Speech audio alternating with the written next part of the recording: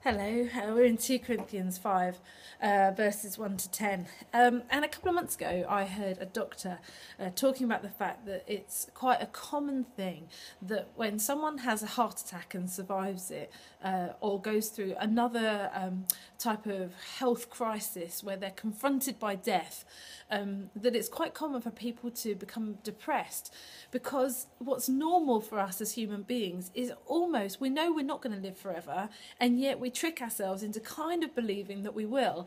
And when we're confronted by that, so then like someone that has a heart attack and survives, they suddenly realise once and for all they are going to die. And that can cause people to go into a bit of a tailspin.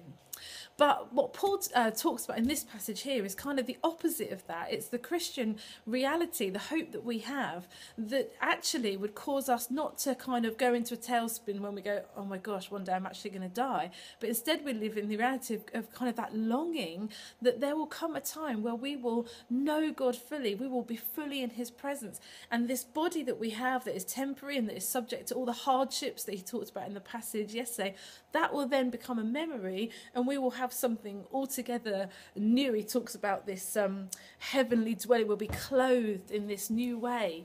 That is something to long for. And we know that when we're given that new body, it will mean that we're in God's presence. And so there's this longing to say, okay, you know, for now I've got this human body subject to the hardships and the difficulties of this life, but there's a time coming where that will be different. There's a different reality for us as God's people. We don't live in that place a lot of the time. We live in the here and now, and we enjoy the here and now sometimes. We're overwhelmed by the here and now often. Very much our day-to-day life is taken up with what's going on in the day-to-day. And yet this reminder from Paul today that for him was not something he had to struggle for, because by this stage he knew, his suspicions, I'm sure, were that this was not going to end well. God's people were being martyred all over the place for loving him and for speaking of him. And there's that reality that death was very much a possibility, and sooner rather than later. And yet he's connecting here with that longing. And maybe it's not a bad thing for us, that I don't want to be someone that one day in however many years' time, when I have a sort of, oh gosh, death is coming, that it takes me by surprise. I want to live in the light of eternity today.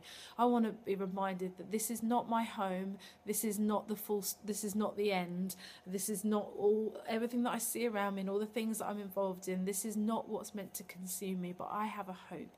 You have a hope for far much more. One day we will know him fully, even as he fully knows us now. Have a great day, live in hope today, and I'll see you again soon. Bye.